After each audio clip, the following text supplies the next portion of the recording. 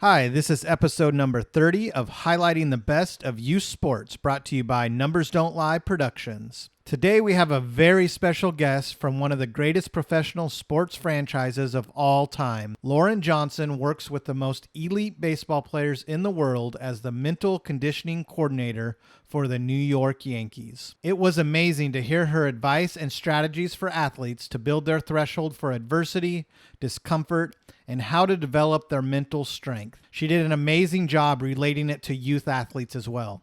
You'll find some great value in this episode, guaranteed. Just a few quick things before we get into this episode. Please subscribe and help us reach more people by leaving a rating and review on your favorite podcast platform of choice. If you'd like to learn more about the services offered by Numbers Don't Lie and how to highlight your athlete's special skills, be sure to visit numbersdon'tlie.biz. Highlighting the best of youth sports is proudly presented by our national partner, ID Life. ID Life is a health and wellness company that is changing the game with its customized nutrition. Everyone has unique nutritional needs, and ID Life's mission is to offer the highest quality products and programs to help you lead a healthier life.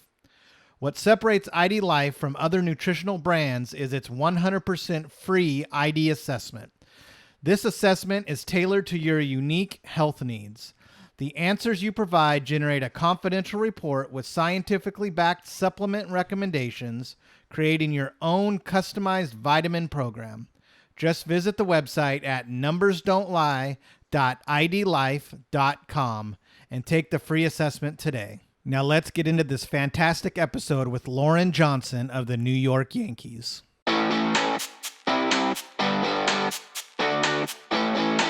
Welcome to Highlighting the Best of Youth Sports, where we bring you insights from top athletes, their sports journey, and those positively impacting the youth sports community. If you're ready like we are, let's go.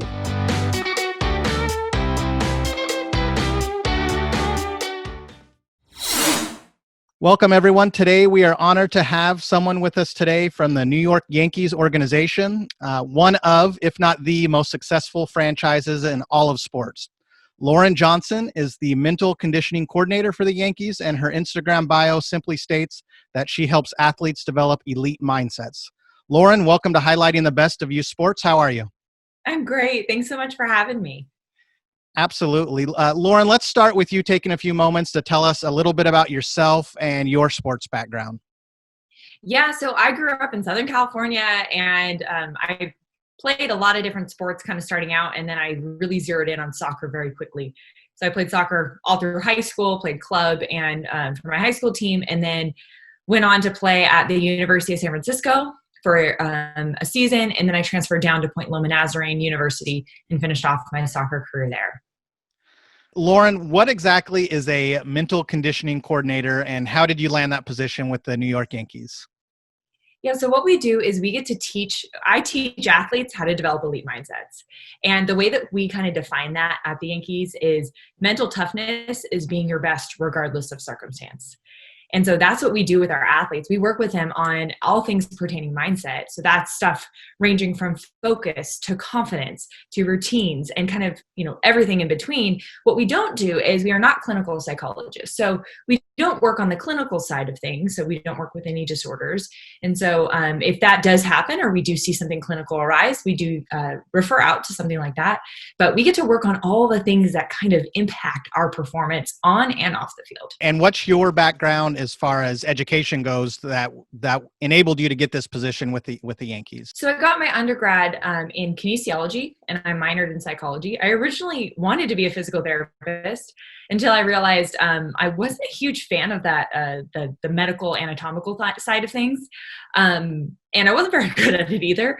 But then I realized, wow, I loved my connection with my client. And so that's what kind of led me into this field of sports psychology a little bit more. And so I got my master's degree in performance psychology, which is just a broader term for sports psychology. So we were educated not just only on sports, but high performance or high-risk occupations such as firefighting, police work, military, and then also like surgeons and performing arts like dancers and singers and actors and actresses. Okay, perfect.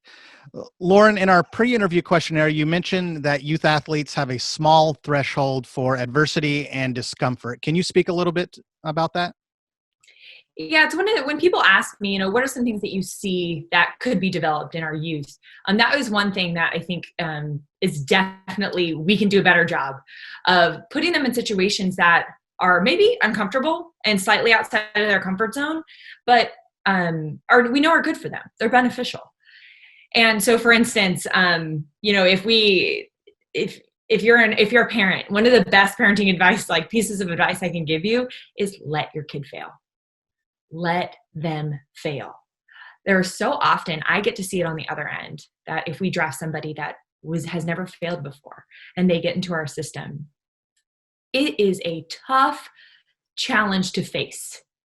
And so what I say early on is let them learn, teach them to learn from their failures, not avoid them, not run from them, but when they happen, teach them to learn from it. Because the better we are at learning and extracting information from our failures, the less we fear them. And right there, that threshold for discomfort is actually it's growth in disguise. And so I know for a lot of us, we feel that, and it's our survival mechanism. It's our survival instinct. And it goes, whoa, wait a second. I need to run. I need to alleviate this pain immediately. But all that is it's distracting you from what's actually helping you grow. And so if early on we can teach our youth, or even you don't need to be taught, if there's anybody listening to this that wants to get better at learning from failure, then there's 3 questions that you can ask yourself on a daily basis. 1, what did I do well today? Where are some things that happened that went well? Make sure that you're not only looking for the negative, but you're also flexing your optimistic muscle.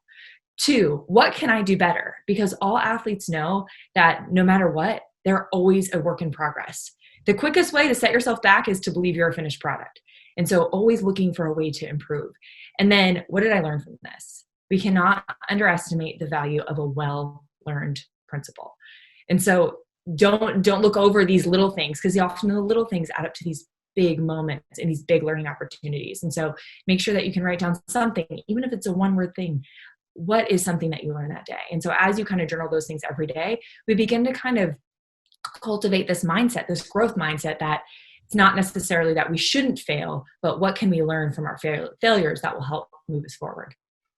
That's some great advice, and thank you so much for sharing that. And definitely our audience and parents and coaches and athletes as well can learn a lot from that, and that's awesome. Thank you so much for sharing that. How did participating in youth sports for you help shape who you are today? I mean, I think it was the foundation of everything, because sports is really a microcosm of life. If you look at sports, you are taught things that you face in life. And so I felt like after my sporting career was over, that I was so much more prepared for certain things. Now, I can't speak for somebody that doesn't play sports. I'm sure there are many other ways to do this, but I know in my experience, I can speak to that. And I learned how to work with teams, work within a team. I learned how to be a leader within a team. I also learned when it was important to follow on a team. I also learned how to get back up. I learned how to come back from struggle. I learned how to communicate effectively. I learned what it meant to earn a position. My freshman year of college, I didn't even play the first 5 to 6 games. I was a starter, never came out of the game in every one of my club games leading up to college. And I didn't even play a moment the first 6 games. And so you learn how to earn a position, that not everything is given, but you have to go out there and get it. And it also taught me how to work with tough personalities. It also taught me how to work with awesome personalities. And so I think the things that teams can teach you are things that you can use and utilize time and time again throughout the rest of your life, whether that's a job or interpersonal relationships or anything outside of that. Sports teaches us a lot about our character, and it helps builds who we are. What is one of the biggest or most common mental challenges that you see in your profession amongst professional athletes? I think there's 2 that come to mind because they both kind of interact with each other. The first one is one of the things that I believe is when we look at mental toughness, if we boil it all the way down, mental toughness is surrendering to the things you can't control in the moment that you're in. because we can't change what happened in the past. We can stress about it, we can think about it, but we actually can't change it. We can't act in the future. We can envision it. We can go towards that direction. It can help lead us, but we can't actually act in the future. We can only act right now. And often the things that gets in the way of us acting right now is things that are outside of our control. They distract us from what we can control in the moment. And so sometimes that is, maybe you don't get the playing time that you think you deserve. Well, if we're so focused on not getting the playing time that we deserve, we become pretty much overwhelmed and we're giving up our control because we're focused on something that we can't. But in that moment, you can't control whether or not you get playing time, but you can control what you produce during practice to show that you have earned that playing time. And so I'd say controlling what you can control and defining that starts, or being able to control what you can control starts by defining it. So one of the things that you can do is pull out a piece of paper, draw a big circle on the piece of paper, and in the circle, write all the things that are within your control, and outside of the circle, write all the things that you can't. And that will serve as a reminder to really focus on the things within that circle and let go of the rest. And then I think number 2 is being present. Like I was saying earlier, our mind is the only thing that can exist in the past, present, and future. And when our brain is too far tripping over our past, or too far trying to predict the future or thinking about the what ifs, it immediately affects our ability to be and act in the present moment. And so one of the things that you can do if you're, maybe you're taking a PK, or you're going up against a hitter that took you yard last time, or, you're just coming back from a mistake. One of the things that we can do to anchor ourselves back in the present moment when you find your brain too far in the past or too far in the future is name all 5 senses. Something that you can hear, something that you can see, something that you can feel, smell, and taste. Those things you can only experience in the moment that you're in. And so after you identify those things, then pick one thing to focus on and execute. Lauren, who inspired you as an athlete, or who inspires you today in your career? As an athlete growing up, it was definitely Mia Hamm. She was Mia Hamm and Carly Lloyd, or no, I'm sorry, not Carly Lloyd, although yes, Carly Lloyd is an inspiration to me too. But Julie Foudy, that's who I meant to say. Those 2 really inspired me growing up. That's where I got my 2 favorite numbers, 9 and 11.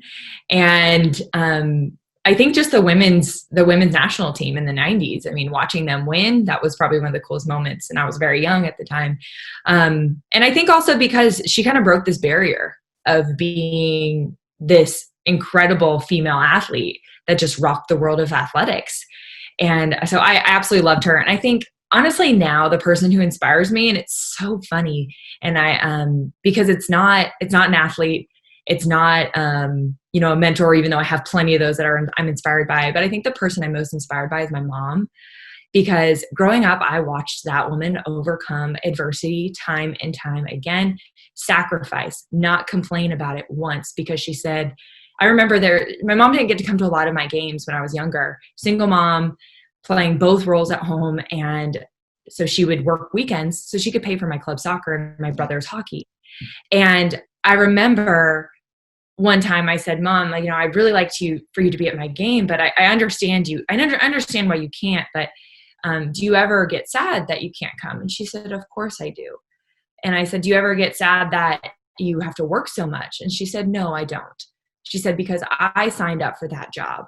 And the moment I signed up for the job was the moment that I decided that I signed up for all that comes with it. And that includes the sacrifice. That includes everything else. And she said, I wish I could be there. I'd take it all away if I could do that for you. But she said, I know how important this is to you. And she goes, trust me, one day I'll be there. And so to me, that woman is like the epitome of falling down, getting back up. And she encouraged me my entire life. She was always real with me. And she said, Lauren, life is a cycle of light and dark. You can't go around it. You have to go through it. And on the other side is some really good stuff. So she always encouraged me to not run from things, but to really lean into it. Yeah, she sounds like an amazing woman. And thank you for sharing that about her as well. Lauren, what does the phrase trust the process mean to you and the athletes that you work with? Oh, it's a great phrase. Trusting the process is doing the daily things that move the needle forward towards your goal. Doing the things that you can do that are within your control, and trusting that when you do those things day in and day out, that they are going to provide the results that you are looking for.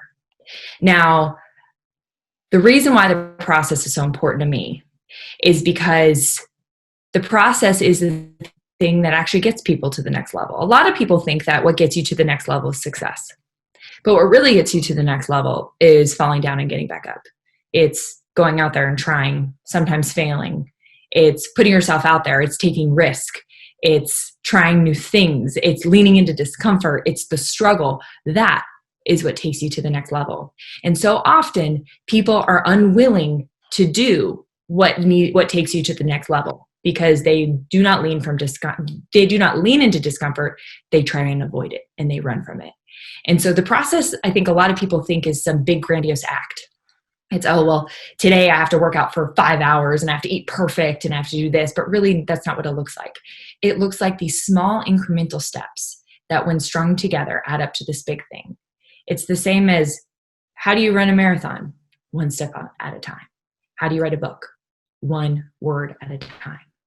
And so this is exactly what it is. How do you get where you want to go? One day, one act, one small moment where you're choosing to move the needle forward. And that adds up into that bigger goal. So to me, the process is doing what you can do within your control on a daily basis. Yeah, and that's amazing information and amazing insight from you, because you see it every day on the highest level, from these professional athletes. Lauren, what has the Yankees organization been doing for athletes and their mental conditioning during this pandemic? Because we're in a whole new world, and we have been, and they're going to be going into a 60-game season, just completely different world than they're used to, and off of their game, for lack of a better phrase. But what is the Yankees organization and you and your capacity doing for those athletes right now? Well, I have to tell you, I do not act alone. So I'm a very small piece of the puzzle. My director is Chad Bowling. My associate director is Chris Passarella. And then my coworker, Hector, he is Hector Gonzalez, and then myself and Noel and David Schnabel. There's a huge team of us. Yeah. And so it's certainly not me. It's a huge group effort. And I'm a very, very small piece of that puzzle. And we've gone virtual. So we are leaning into what this time calls for. Right now, it's uncomfortable. Do I like doing my group sessions or doing meetings or everything virtually via phone calls, texts, videos? No, it's not my favorite, but it's what you have to do right now. We don't really have a choice. And so we have completely leaned into this virtual world, and we're transitioning into, it's part of a transition the entire time, because every day we're transitioning in a different way. Yep. But we're just taking sessions and we're doing everything virtual that we would have normally done. So that includes group sessions and individual sessions and kind of everything in between. Okay. And is it the same type of practices, sessions, interviews? I don't know all of the inner workings that you guys do, but is it very similar, just on a virtual level? Correct. Yeah. Okay. We're pretty much, which is awesome. We're one of the things that we get to do is, our job is what we're doing right now. It's a conversation. And so everything that we do for our athletes, we can do virtually. Is it what we'd want? No. But can we do it? Heck yeah. And our players are awesome. They're resilient. And they're made for this pandemic. They know how to work through difficult times. And for them, they have been able to adjust and adapt to this entire thing. Great. Now, for a young athlete, a youth athlete, maybe a high school athlete, they're going through this pandemic and shut down and away from their sports as well. And it's pretty obvious that they want to keep up with their physical conditioning, but is there one thing you could maybe give advice to a young athlete of how they might be able to stay mentally conditioned, mentally fit with their sports during this time? Yeah, there's a lot of things that you can do, but I think some of the things that are really important right now, and you'll hear it a lot because it's really the foundation of mental skills in a time like this, is there's three things. Is number one, don't underestimate your ability to improve at this time. You may not be able to practice the way you want to. You may not be able to go play in the events that you want, but don't think that you can't improve because you don't have the circumstances that you desire. Just don't let your circumstances dictate what you do. And that's right there. That's what mental toughness is okay, these are my set of circumstances. It may not look the same. So you may say, this would have been success if I had all the right circumstances. Success may have to be adjusted. It might be doing an hour Zoom workout for the day. That might be success for you. So I'd say, number one, redefine success. So redefine what success looks like in this pandemic. And that's going to look a little bit different than it would normally. Number two, look for the things that you're grateful for. Again, flexing that optimistic muscle is so important. The earlier you can learn this, even adults are just learning this. If you are a young athlete listening right now, practice the attitude of gratitude. Write down 1 to 3 things a day that you're grateful for. It can be a one-word answer. It could be many, could be a few. But when you start to change the lens you're looking through, you'll be amazed at the things that you find. Because instead of looking at a situation as, okay, because I know athletes listening to this, they do this. They have a great game and it's one mistake they focus on afterwards. They have a great practice and they made a mistake. It caused somebody to score or caused somebody to I don't know, shoot or whatever it is. And that's what they focus on. And so start by kind of changing your lens and increasing that optimistic muscle by exercising it every day and finding things that you're grateful for. And number 3 is don't forget or remind yourself what you can control. Because the thing about control is it's fleeting, right? When we feel like we've got it, we're like, okay, good. The second we feel overwhelmed, the first thing that goes is our sense of control. And so continuously remind yourself, what are those things that I can do? Because it's really easy for us to focus on what we can't. And there was this great quote by Ben Horowitz, and I might not get it exactly right, but he's a really, really impressive businessman, billionaire, incredible. And it's from his book, The Hard Thing About Hard Things. And he says, don't spend any more time focusing on what you can't do, and focus every last breath on this, make that one seemingly impossible way out of your current mess. Stop wasting your time on what you can't do and focus on what you can. And so I'd say that would be my last one. Okay, great. Lauren, the name of our company has deep meaning for athletes. The name of the company is Numbers Don't Lie. Can you tell us what that phrase, numbers don't lie, means to you or means in sports in general? Well, I would like to know what the definition is for you guys. I mean, that to me is interesting because I'm not quite sure I know this.